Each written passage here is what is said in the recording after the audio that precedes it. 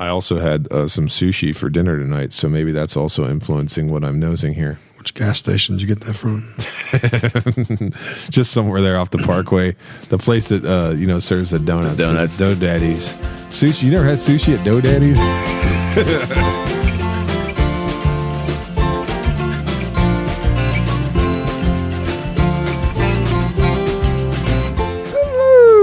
Hello, and welcome everyone to episode 132 of The Mashup, the best bourbon conversation you are going to hear all week long. We're your hosts, Anthony, Steven, and the other dude. What's up, dudes? What's up? Y'all made me wear a little name tag tonight that says the other dude. It's like masking tape that says the other dude on it. I just want to make sure we knew who. Not sure what that's about, but that's cool.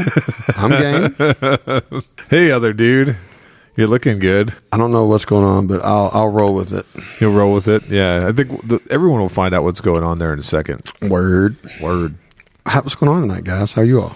So, fellas, a couple weeks ago, someone got older. Yeah, I'd like to stop talking about that because Kenny, we recorded that one and you wished me and you said you got my AARP card. Mm-hmm. Well, sorry, your facial hair is falling off now. Yeah, right. And then I went ahead and shaved and everything. Maybe I'm trying to feel younger, but one thing I didn't get to tell you guys about was the birthday experience that I had. So every year, my birthday falls on our National Communication Association conference week. Mm-hmm. And so I'm an academic. I think some folks know that, but if they don't know university. That, at a local university.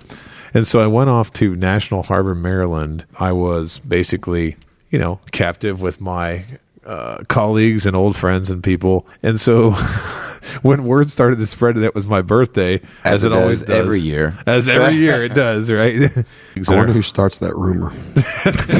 I have no idea.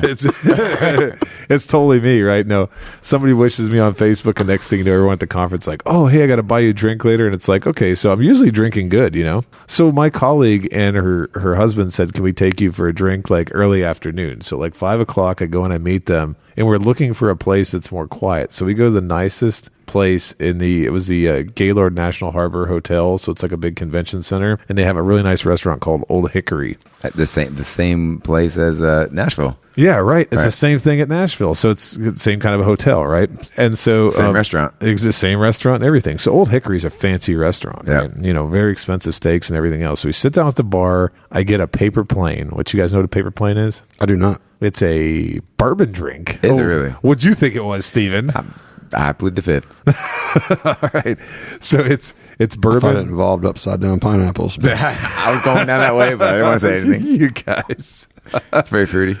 So yeah, Aperol and bourbon and bitters and lemon together, and it actually tastes pretty good. So I got one of those, and my colleagues were drinking wine, and so we were about to leave to go to this opening reception thing, and they said, let's get one more drink. So then I got an old fashioned, and I was talking bourbon with the bartenders and things like that and everything. Well, my colleague's husband decides he's not happy because there's a fruit fly that's like going around the top of his wine glass. They can be annoying. Yeah. Oh, trust me. We get in the spring in my house, when the kids are in and out of the house a lot and the fruit flies are in there and I put bourbon down, they're always hovering my bourbon, right? So I get it. He was annoyed. And so he was waiting for an audience. Like literally he was building an audience. He keeps saying like, I'm going to get this fruit fly. I'm going to get this fruit fly. He kept saying it over and over again. And his wife's like, no, it's not a good idea. And he's like, I'm going to get it. So as soon as he gets everybody's attention, he's like, I'm going to get this fly. He like Hulk smashes his glass of wine against the top of the bar. It shatters. Oh my God. What else was he thinking that was going to happen? I don't know. And then guess where all this wine went? All over me, right? Oh, wow. All over me, all over him. So it's like 6 o'clock in the afternoon, and I'm covered in red wine. Too early for that. Too early for that, right? So on my birthday. So did you try to sop the wine up with his face on the bar there? The best part about it is, wow. The bartender like gets a glass of club soda and a napkin. Like that's going to do any good for me. Like here's some club soda napkin. I'm like, I'd literally have to bathe in this stuff to even have a chance to save anything here, right? So she wasn't patting you one inch at a time. I literally, I think when they set the club soda later in front of me because I had red wine. I had red wine all over me that I was just like, I think I drank the club soda because I was like, what the heck do you want me to do with this? So the best part is they're like, okay, so my colleague is so embarrassed of her husband. I bet she is. She would not talk to him. She's like, I can't believe that you did that. So he and I are both covered in wine. And we have to walk across the lobby now to get back to that. That is a walk of shame if I ever heard it. Oh my God. So the funniest thing is they were trying to hang behind me. I said, no, you get up here. You walk right next to me. You take the brunt of this. We're owning this together. So people were like getting ready to go out to dinner and stuff.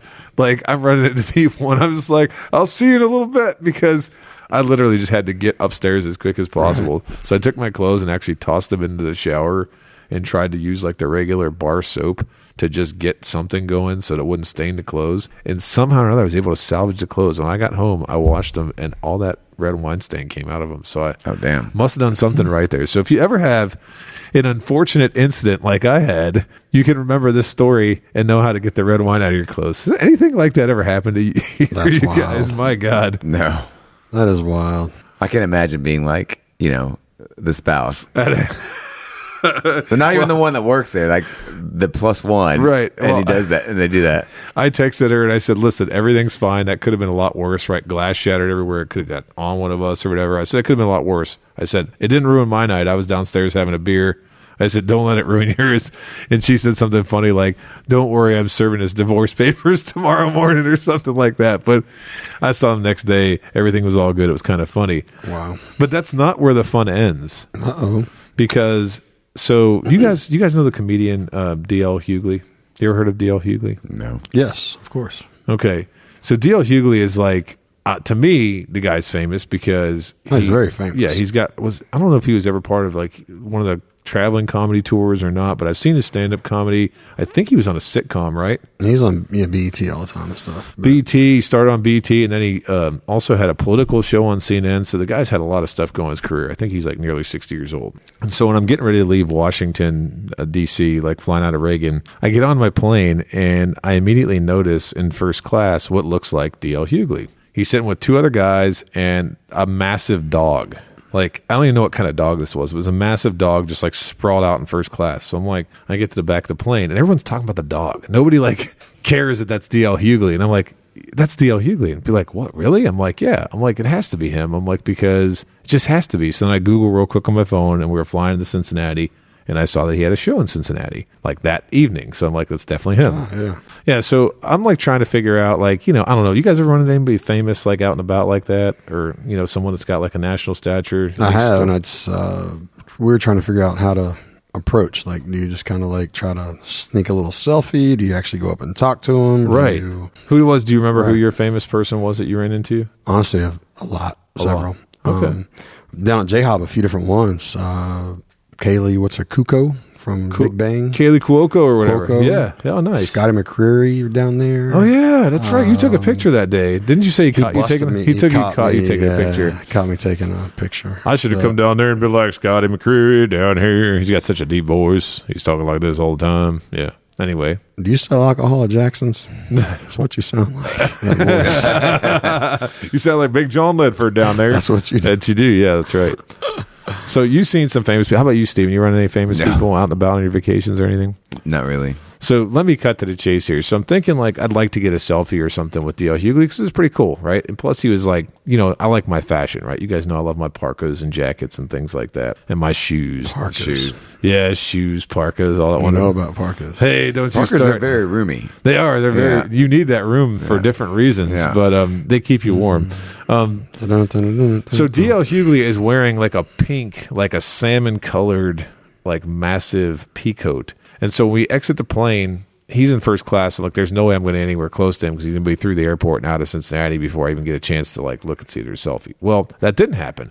I actually end up behind him in the airport and I'm seeing groups of people kind of like say hi to him and like kind of geek out a little bit and go, oh my God, and things like that. So as I'm getting closer to him, I'm like, I got to be able to get close to him, say hi to him or whatever. I kind of like Kenny said, I didn't know what I was going to say. And so right as I'm getting close to the escalators and he's by the elevators because he has his dog that he has to take down the elevator. This group of people that just passed him, two of these girls go sprinting back to get a photo with him, and you could tell he was kind of annoyed. He kind of like put his hands up and was like, come on, like he didn't seem like he wanted the attention. So as I mentioned, I'm going down the escalator now. I glance over at him and he kind of like shoots me a peace sign, like kind of connects eyes with me and shoots me a peace sign. So I just said, hey, back. And I'm like, what the heck was that about?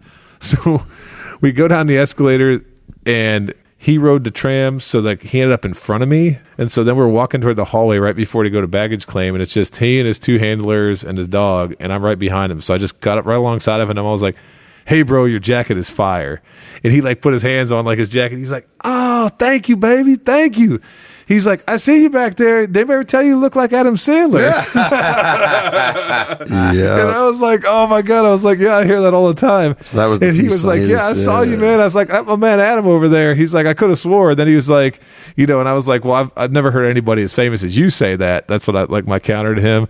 And so then I just like, I didn't want to bother him for a selfie. So I just said, like, have a good stay in Ohio and have a great show. And he said, thank you, baby. Thank you. And then he went on his way to go get whisked away with transportation. But that was a cool moment. Like, he was a really cool dude. It really was cool. And I got another verification that somehow or another I'm Adam Sandler. Yeah. So I guess I need to go try to shoot some movies with Adam Sandler or something like that. That'd be cool. You can be the stunt double. Right, exactly. Stunt. I mean, he's pretty old. I'm pretty old, so something's got to work out there, right? Mm-hmm. Yeah.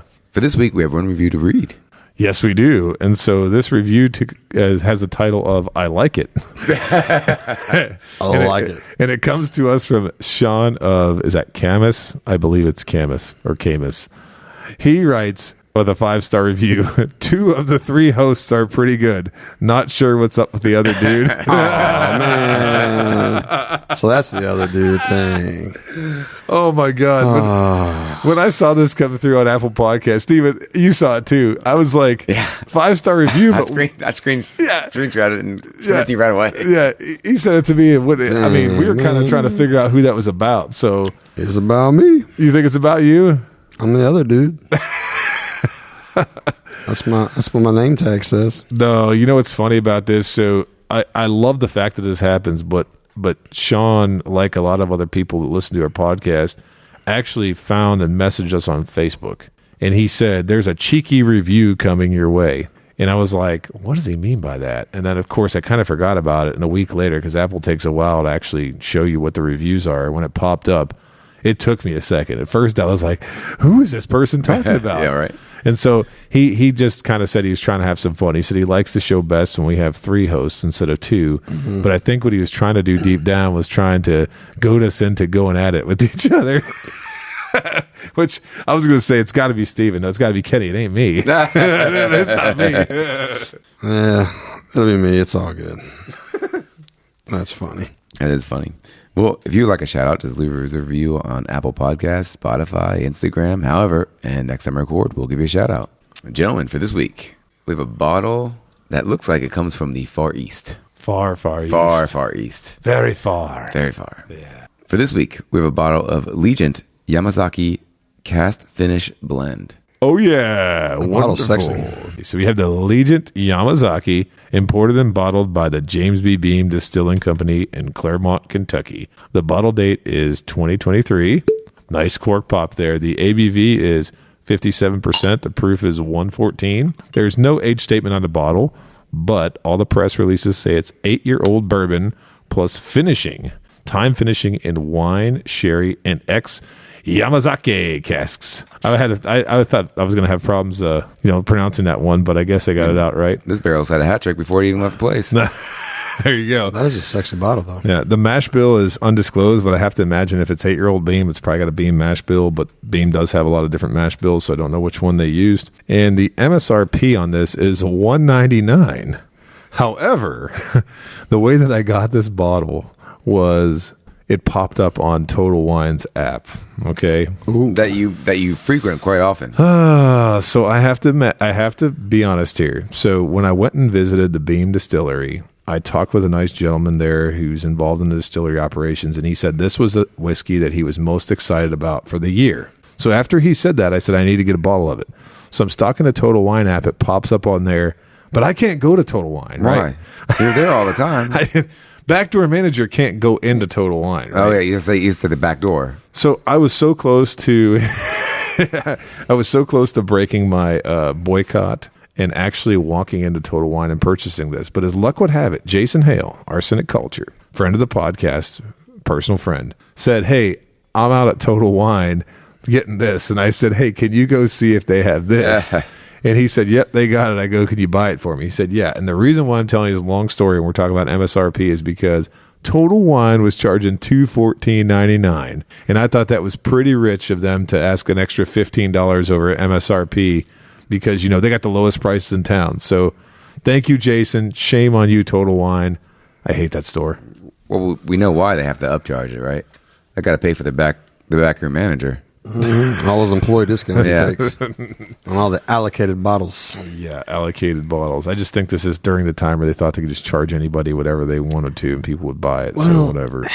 And with them, with anyone in the Lexington area, their ads, What, you talking about the big billboards? The big billboards. Oh man, about don't get barned and blah blah blah blah blah. They're going after liquor barn. Yeah, but they're friggin' way above retail. Oh, I know. So Total Wine probably really is the worst. At least Liquor Barn doesn't go around saying like we have the lowest price in town. I mean, now they advertise their prices on certain things, but Total Wine is constantly telling you they have the lowest prices, right. And then they're charging more than most. It's like the ad when they moved in town, like 5 years ago.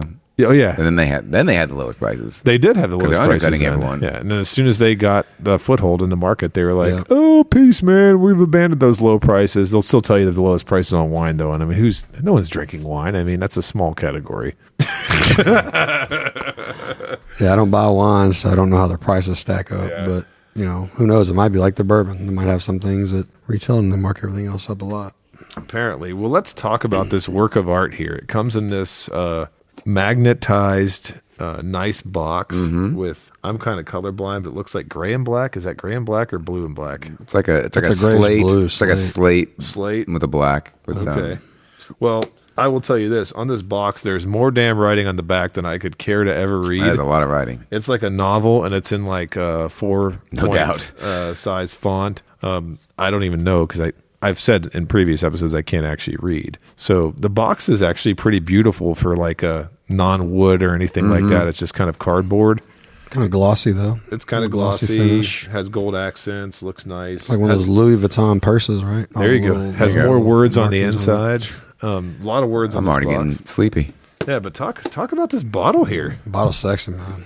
That is hot. It's got the gold trim around the cork. The cork is a nice big fat cork. Really nice. Yeah. Kentucky and Japan both are listed on the cork in gold. Right. It this might be, the way this label is, and then the gold accent in the middle might be one of the most attractive bottles that I think I've seen next to a Michter's bottle. Well, that just looks like a standard like Baker's bottle. It is, I think. I think this is actually Baker's, isn't it? Is that a Baker's bottle? Very similar. Yeah. Yeah, it's very similar. And then, even though we're doing this is the premium version of Legent, the Yamazaki, they have a regular bottle of Legent as well. A regular release is a 94 proof. And I like that. Oh, you didn't like that? I didn't like it. I actually like that. I mean, no, I haven't had it in 2 years when it released, but I liked it when it released. Same though. I haven't had it in 2 years. But that regular bottle looks just like this. This just has a lot more cool accents and things on. Anything else on there, Steven? On the back, if you look on the back, they're showing Kentucky all right the way over to Japan. It's like the map they're showing you. Because I think that was distilled here in Kentucky, right? But then sent over there for aging. Wait, can they say they were at sea as well? Oh, Legent Jefferson version. No. Actually, why don't they take it and put it in the cargo hold of a plane, and then that could be a new type of aging, right? Like this space is aging flowing around the. Actually, I think somebody is going to do space aging, right? No, they are. Oh, they are. I think it's something out of like. I thought I already saw something there. North Carolina or South Carolina. It's going to be $10,000 or something to shoot up a rocket into space, and but man. It's a nice looking bottle. So, yeah, Kenny, you mentioned a trip this took. So that's what got me initially was the story. And so when I asked the person at Beam why they were so excited about this whiskey, he said, it started here in Kentucky.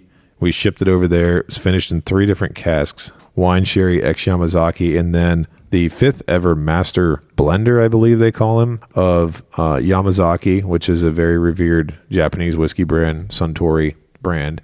he's actually responsible for the blending of this. And so that's what apparently makes it so special, is the fact that it took a trip all the way over there to get finished and blended and then came back here to be bottled.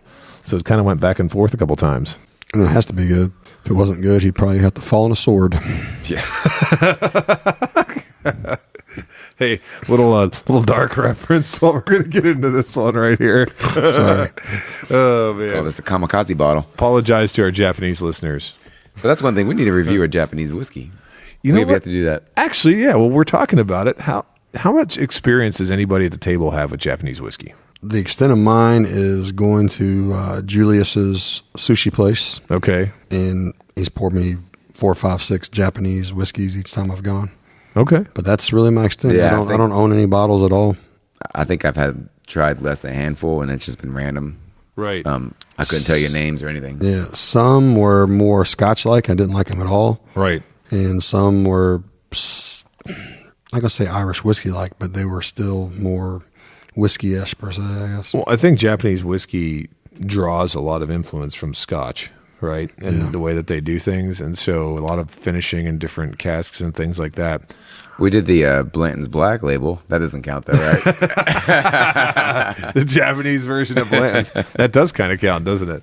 That's funny. But no, the only time I ever bought any Japanese whiskey, even though this is not Japanese whiskey, it's just finished in Japanese whiskey casks, was I was down at Jackson's one day, and I think it was Eric, since you already said I did a John impression. Eric was like, he's like, you want this Japanese whiskey? He's like, I heard this is pretty good stuff. And of course, me, I'm like, yeah, sure, I'll try it. Why not? It was Hibiki Harmony. Mm-hmm. And it was about $100 bottle, I think, or maybe $80, somewhere in there. So it wasn't like the high end one, but it was, a once a year release or whatever.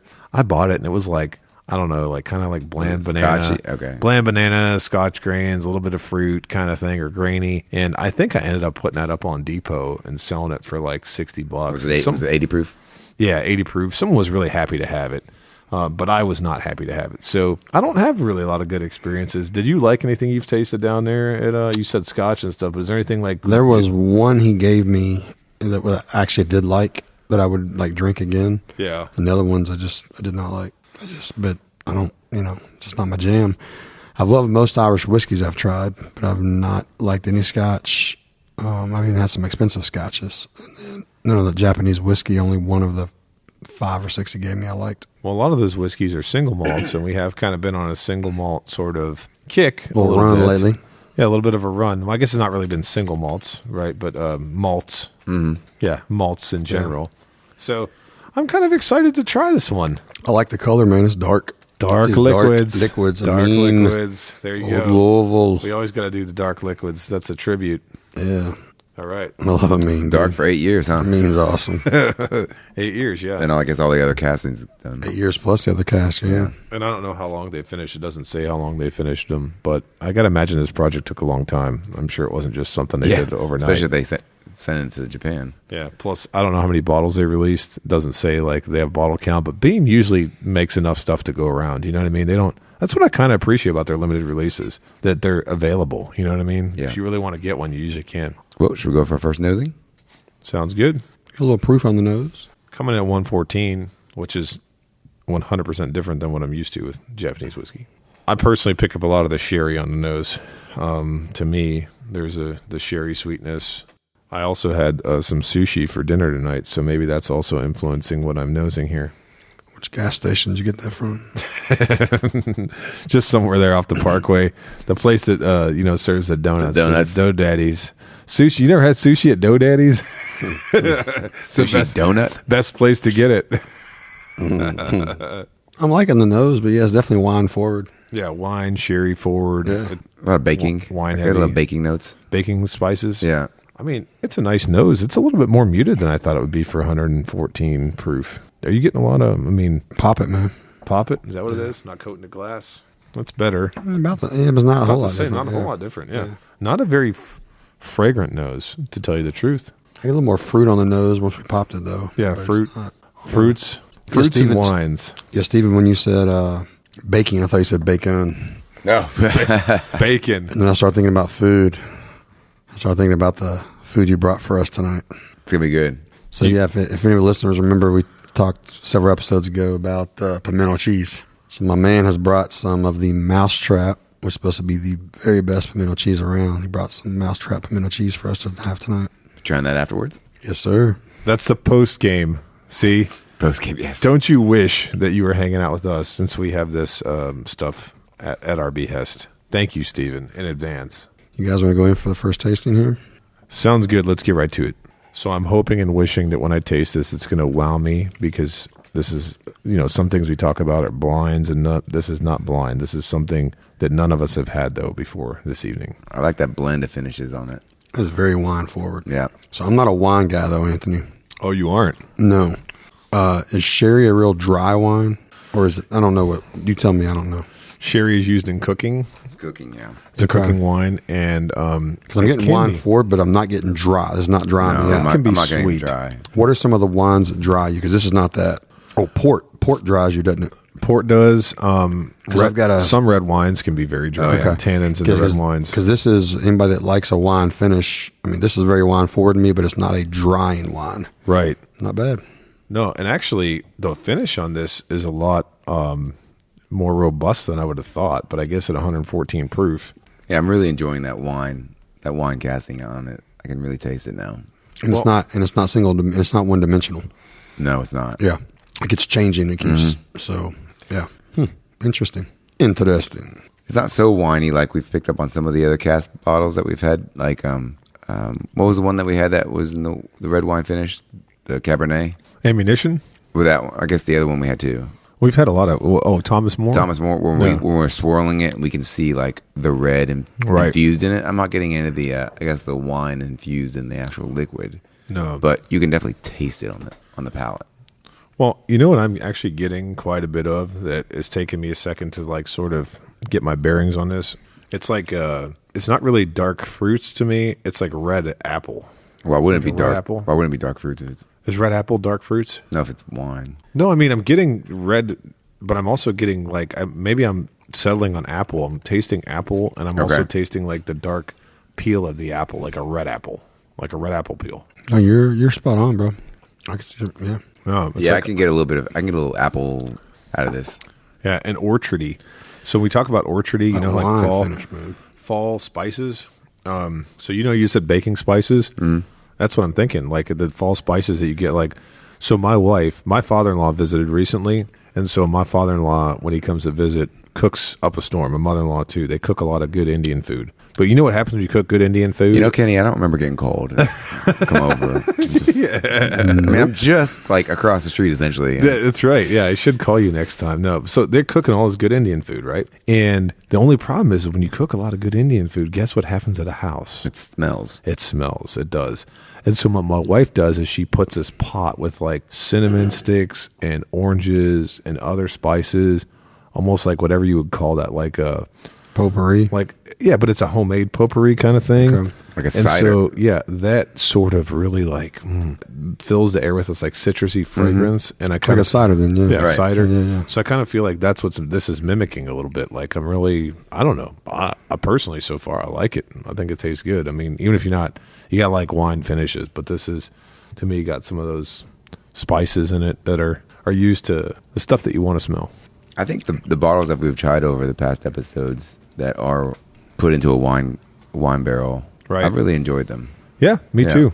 Kenny, This is grippy. do you remember that Bull Run wine finish that I had at your house the one night? And you were like, I know where to get a bottle of that. And then you hooked me up with a guy so I could buy a bottle of it. Yeah, that was because we tasted it over here. And I was like, man, that's good. So I think I do tend to gravitate toward wine finishes, like Steven said as That well. was finished in Pinot.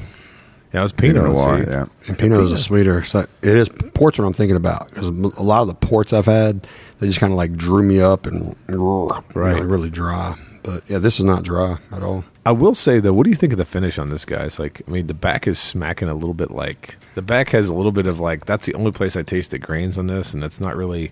I don't know. I thought this finish would be sweeter. It's not in any way. It's not My palate could be semi-dry, off. is it? It's not. I don't know. Maybe my palate's a little messed up. I mean, it just gets spicy. I don't get grains on the end. I get spice on the end. But does the spice fall flat, like almost like a little bit bitter? Let me go in for another sip here. I like this because I feel like we're really like this is a multi-layered kind of complex whiskey. I can get that. Were you saying a little grippy at the end? Kenny was saying grippy, but I'm saying like whatever Grainy? I'm left with is grainy, a little bit grainy to me. But he's saying it's spicy. I'm getting spicy at the I end. get spicy. It's around a here. spice that's turning though something has not hit my palate. But I also think Spice, back in it spice. kind of turns into this like semi-dry aspects of the wine. Well, since it is Beam with their peanutty, I wonder if it's I do something a little bit of peanutty on the end, like a that spicier peanut. And the peanut dries it out a little It bit. might be a spicy Okay. peanut type of stuff. Yeah. No, that's interesting.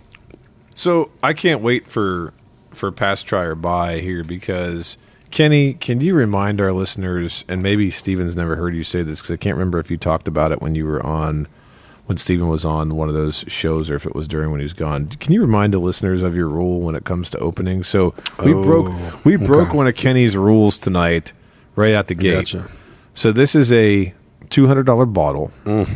It's purchased pretty much blind without anything other than the guy at Beam who presumably he works there. So he's what's going to do, tell me it's bad. Right. Yeah, the guy working at Beam's going to tell me, oh yeah, you shouldn't buy this whiskey. So he hypes it up. He tells me it's good. I buy it. I hold on to it. We're opening it tonight, and we opened it. There's no sampling. Nobody had this before, and it's a $200 bottle. So remind us of your rule as Steven is grinding away in his glass over there. Steven is Grind on me. Steven's aerating his a little bit. Relax your. I'm sorry. Oh yeah, that's a good song. That's a jam right there. So yeah, in general for me, I got the $70 rule. That's right. If it's above $70, I will have to drink it at a friend's house, get a sample from somebody, try it at a bar for free almost. I don't know. Where is that bar? I got a few places I go, but I gotta basically if it's over $70, I always try to get a sample or a tasting before I open it personally. Okay. Yeah. I just that's my little thing, man. Because now the $70 rule instituted, though, to be fair, probably a year and a half ago or so. So $70 now, then is probably what $90 now. I don't know. That's true. Yeah, prices have gone up. $100. Thank you, distilleries, for raising the prices of everything precipitously. I hold by that though. Pretty true though. If it's $70, man, that's about my thing. I'm going to call you a liar here in a second. Well, you can, but Yeah, I was kind of gearing towards a liar too, but Nah. You know why though? no. Here's why. Tell me why. No. So Kenny, you and I both bought something recently that I don't think you tried. I know I hadn't tried it, and we both spent $500 on it. Do you know what I'm talking about? Wild Turkey Generations, the day that they were selling online. Mm-hmm. And you messaged me, and what did I do? I looked and I went, I'll grab one. And then I went through the process and got the checkout and went, $527. I said, is that the retail price? And you said, yep. But you said it's got to be good, or you said you had tried it? Or I tried it. Oh, you did try it? Alves brought me a sample. Yeah, I tried it. Dang bro. it, Alves. So I thought I caught you in a lie, but so you had tried it. And I tried it.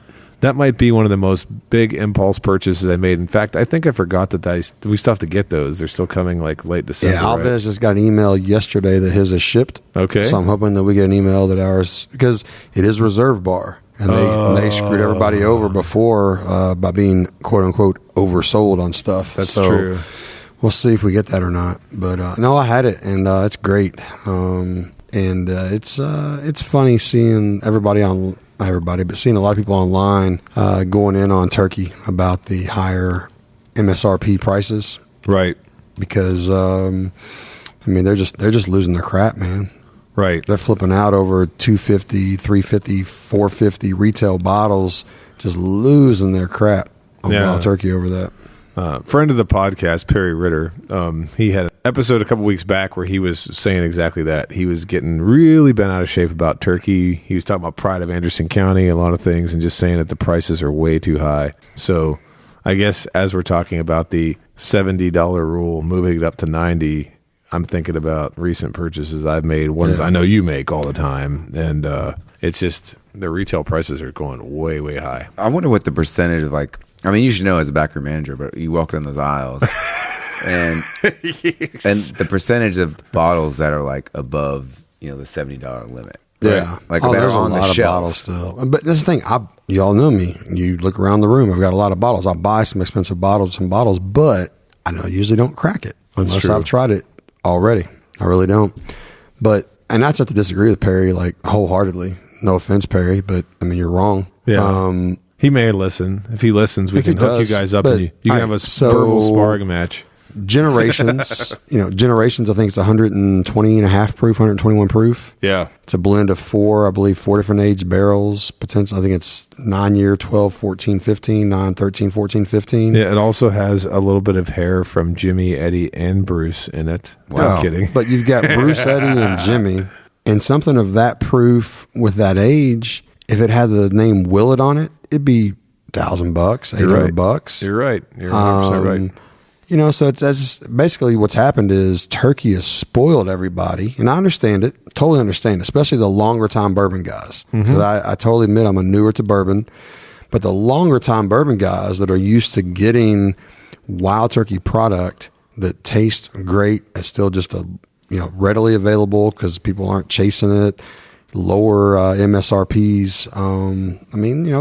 Campari's, they've woke up and they've realized they're looking at Buffalo Trace, looking at Willet, looking at all the other distilleries, and they're like, man, we could really make a lot more money on this. Yeah, because it's not like this stuff's bad. It tastes good. Think about a lot of Parker's and William Heaven Hill releases. That's true. They're $250, even at retail, and a lot of these nicer turkeys taste a lot better. That's true. That's true. I don't fault Turkey for doing that. And would I rather have a $250 retail for that Generations versus $450? Absolutely. Yeah. Yeah. But also at $450, they sold out instantly because it tastes great. It's all three, Bruce, Eddie, Jimmy. 120 and a half. There's not much turkey that's high proof like that. That's true. There isn't. So I said if I had a Willet label on it, it would also be $500-$600 at retail, probably, and you wouldn't have the experience of Drew flicking the doors open to the warehouse and everybody going with the egg salad sandwich. Woo! Yeah, I'm just saying. So I see a lot of online hate with turkey with Pride of Anderson County, some of the Wild Turkey Masters Keep and all that. But all that's happened is Wild Turkey is catching up. Okay. To what the other distilleries are pricing, in my opinion. I agree with that. So, Steven, you were aerating over there before we went on our little sidetrack of turkey. What do you think happened? What do you think happened with the whiskey after you aerated it? I think it became more enjoyable. Really? Oh, all right. Okay. Like it just felt like it was a better drink. Yeah, I was hitting mine a little bit too after I saw you doing it, and I do think it smoothed it out a little bit. So that's exciting that a little bit of aerating, that this over time will get better. Want to have a nip of yours? Yes, sir. Is that all right? You sure? Yep. Yeah, absolutely. The nose is sweeter. It's a mind trick. No, it's not a mind trick. It's a much sweeter bourbon. Yep. Yeah. Much sweeter. Yeah. That's the sweetness that you said it was missing earlier. Right, exactly. Yeah, it smooths it out a lot. Over time, it's going to come out. Mm-hmm. But they're really, and that's, there's not I guess you can say scientifically you can't, they don't, things don't change or this and that, but they're the 100% change. I mean, I don't think you can physically or scientifically show how something changes, but your taste is your taste. And that's why some bottles, when they're open for 30 to 45 days, they go flat. Mm-hmm. Other things get better. This will get better based on what you just did. Oh. It's much, that's a sweetness that you said it was missing. Speaking of, what have you experienced that goes flat after a month? Elijah Craig 18s. Damn. Big time. That huge. Sucks. Big time. If you don't drink an Elijah Craig 18 after you open it within a couple of weeks, man, it is just flat. My goodness. Yeah, they add a lot of water to it. I mean, to get it 90 proof at 18 years old. Elijah Craig 18 is super flat, really quick. But if you open it and drink it within 2 weeks, it's beautiful. Yeah. So if that's a bottle that if you want to impress everybody, you should take it somewhere and a place where everyone's going to drink it because they're going to like it when they open it. Yeah, and you really do. Yeah, that's kind of sad. Yeah. Do you have an Elijah Craig 18? No, I don't. But that's kind of sad. Like it's an expensive bottle, and you're like, well, right. If you don't finish, it's going to go skunk. $200 to $225 expensive. Yeah, that's expensive. And once a year release, right? Right. Yeah. I just went back to my glass. It has not been aerated. Mm-hmm. Yeah, and it has that little. It's a lot spicier. Mm-hmm. Yep. And not astringent, but a little bit overly spicy and right. It was just before we aerated, that back palate was getting me a little bit hot for me. No, the aeration it is sweet, way sweeter. So go get you a cream frother. Big shout out to the cream frother and Amazon, right? Yeah. Can I just say cream of Kentucky? Go ahead. Cream of Kentucky. Great job. Okay, very good. So, fellas, would you pass, try, or buy on the... I'm over here. Go ahead. Go ahead. What? He's giggling. Go ahead. Yeah, go ahead. Do it. Oh, but Sorry, it was good. I know, but his giggles. And People I like it. I'm giggling because this guy stole my glass right in the middle of you talking. Giggles. I mean, the other dude knows what to do. Fellas, would you pass, try, or buy on the Legent Yamazaki? Me go first? Yes, sir. Let's go. Yeah, As the other guy. Other or the guy's dude first. or whatever. Other dude. So, I was a pass Really? until... Okay. Savage. No, dead serious. I was a pass because it's $215. Right. And the wine finish is strong. Mm-hmm. And there's definitely several $80 to $100 bottles that are finished in whatever you can pull out finishing taste, right? So I was a pass until I tried Anthony's aerated one. All right. So I am still a try now. I'm not a buy, but I am a try. So I'm 100% a try. But the thing is, if you go try it somewhere, you need to make sure it's not fresh crack. But I'm a try because I feel that for some people, they will actually really love this. Mm-hmm. And other people, it will still be a little bit not normal bourbon-y for them. So I definitely moved from a pass to a try. Okay. I'm a solid try. You might have downgraded mine from what I was going to pick. So you're saying that casking it is going to hide things, right? Is that what you're kind of saying? And are you saying that because of the price, you don't want any other like layers on it, like the casking? Or Oh, no. I'm just saying that based on that price, I've had some other bourbons that are also finished and stuff. Right, which can also like help that, right? Where you don't taste as much of the original source as you taste the finishing. Yeah. So if I'm tasting a lot of the finishing, if I'm tasting wine and sherry, you can do that at any price I can do point. wine. I can taste wine and sherry at a $60 bottle that's been finished. Okay. If that makes sense. No, you actually have downgraded me. But aerating it makes me a solid try instead of a pass. Yep, I was a buy until that, and then I think your comment is correct because I had a little reservation about the price, but you're right. You can put some bourbon in a wine barrel and pick up those notes. And enjoy it just because I've enjoyed this because of the wine. But you're right. I'm not picking up much bourbon out of it. Yeah. I get some of the aeration is huge, man. The proof is there. I'm glad y'all did the aeration. Yeah. Both of y'all, seriously. But I think if I'm going for a bourbon, a wine flavored bourbon, I don't know if I'm going to spend the $220. Right. I like you said, I'm sure you can do it for 100, if not less. Well, I want to come in and because say that the Thomas More is 80. Yeah, that's true. And I enjoyed that a lot. I enjoyed the Thomas More as well, but I don't think that Thomas More is on the same level as this. I really don't. Oh, it's not. No, it's not. It's not. Yeah. But it's also a wine flavoring versus a bourbon flavoring. Well, I'm mad at both of you because I actually proved Kenny wrong. Uh-oh. I was better than his law of what you can and can't buy and what you'd expect to buy. I actually think that this proves your law wrong. I actually really enjoy this whiskey. I did too. I did. Yeah. I think it's now again, is it a great value? Is it a great value at $200? Could you get something else? If I tried enough finished products, I might be able to find something. But to me, this is like red apple, fall spices, a lot of very delectable, nice things. And so for once, I can say, truly, being honest here, I've been disappointed by a lot of Beam releases. Just being 100% honest. I'm like, definitely not disappointed with this. I'm not disappointed with this. Not at all. And so I get why you guys are tries. I think if I can get somebody to go to Total Wine for me, I might buy a backup of this because I don't know if this is going to be a yearly thing, and I do like it enough that I would buy it. So that's just my perspective, and I didn't expect it to be there. And now Steven wants the bottle back. Kenny stole my aerated stuff. He said, I'm taking the aerated stuff I'm back. just wondering, like, Steven aerated first. I'm going back and forth. Like, I was a buy, and then he talked about, if you're going after the wine flavoring. But then you brought back, there's a lot of flavor there, which comes from the bourbon. Last time a solid try, and in Anthony's words, I might be what's called a try plus. Right. Is that what that means in your try words? plus, I guess. So, yeah. Like I said, solid try. So I'm a try plus after aeration. Okay. All right. Well, I will say this. I'm way more impressed than I thought I'd be. And you know what? I thought maybe it was because of the story, right? You know how you have the story? Right. Somebody gives you the story, tells you it's good, they tell you to buy it. But the nose is good, the color's good. Yeah. No, I'm really bottle impressed is with this. beautiful. Oh, the bottle by itself. There you go. Man, I just got into the pour and aerated it. This is really good. Are you going to change your conclusion, sir? I'm Might be letting affecting Kenny me. aerate this. I might change mine Yeah. too. We'll see. Oh, here we go. Hang on. We're going to go with the final pass try and buy. He's getting in there. I know. He's really got it going there.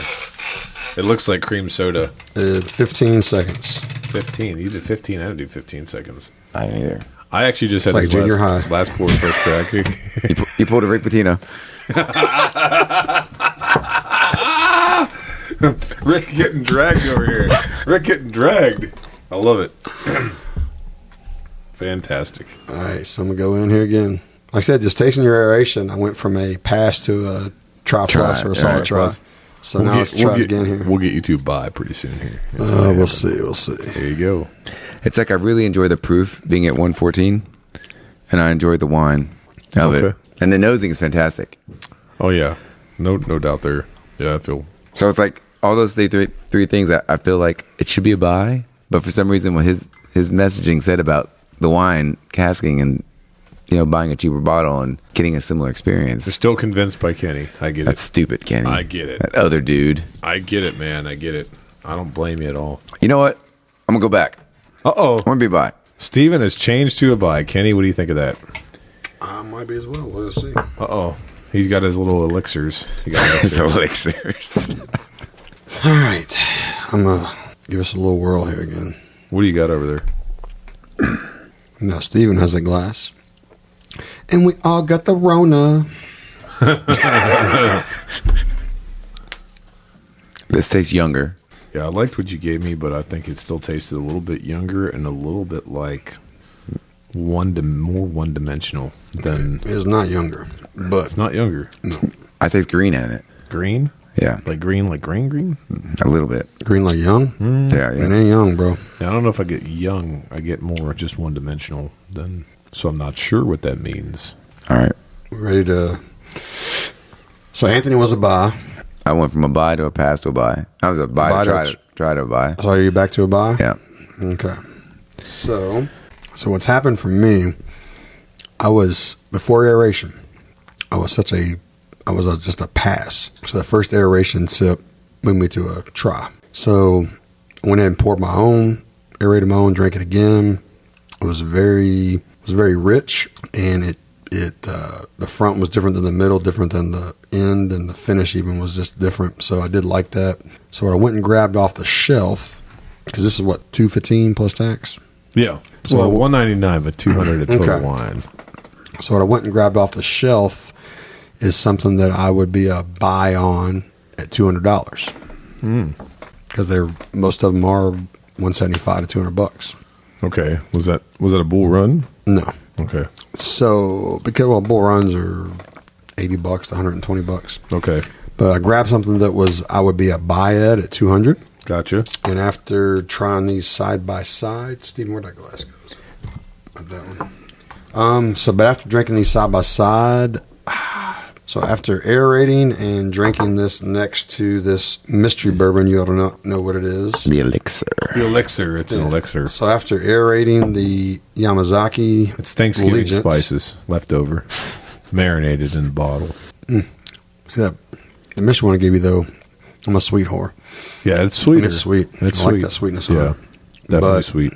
But I believe, like you said, it's not as multi-dimensional as this one. Mm-hmm. All right, I'm going to get the last drink here. There you go. I heard the words. The magic words. Layered. All right, I'm a buy. Oh, boom. Whoa, there you go. I'm a buy. Ring it up. Change it to a So buy. what did you compare it to? Russell's 13, batch 3. Really? What year is that? It came out last year. Okay. Wow. But the Russell's 13 from batch 3, though, is a lot of 20-year-old and 18-year-old bourbons. Holy cow. So that's what I said. It's not young. So there's no green in it. No green. No green I was at going all. to say, definitely not green. But, and I love Russell's 13 batch 3. It was very good. But this is more multi-dimensional. So, I will go to a buy. Nice. Yeah, I'll go to a buy. Sweep. Wow, it's a clean sweep. I didn't think we'd get there. Well, I mean, honestly, the aeration is huge. So if you fresh crack a Russell's 13, it's freaking phenomenal just right out the gate. This to me this was not very good at fresh crack. So for me, if I went and bought one of these Legents, I would take that I would pour it into my glass, whatever the thing is, a mixing bowl. A tubie. I pour it in that book, and then I pour it right back into the bottle. That way I'm getting air into it. So that's what I did with my old Louisville pick the other day. I fresh cracked an old Louisville pick. Yep. Poured the whole entire bottle out into my glass, a big glass measuring cup thing. Then I poured the whole thing back into the bottle just to get air mixed in there. Nice. And so if I bought a bottle of this Legent, I would 100% pour it all out into another vessel and pour it all back into the bottle immediately, personally. Oh, wow. Okay. Because the aeration changed this thing huge. So not only do you get a buy, but you get a lot of fun advice about Well, how I mean, you it changed me from a pass to a buy. That's big. By aeration. That's huge. It's Right. huge. Absolutely. So, well, Anthony, thank you for buying that. You're very welcome, sir. Seriously. Glad to share with you guys. I'm going to go use your phone number at Total Wine now and buy some more. Don't go buy them before I get a chance to.